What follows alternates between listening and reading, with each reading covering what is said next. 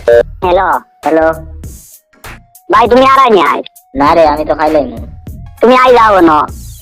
কি রে, কি তাইছে?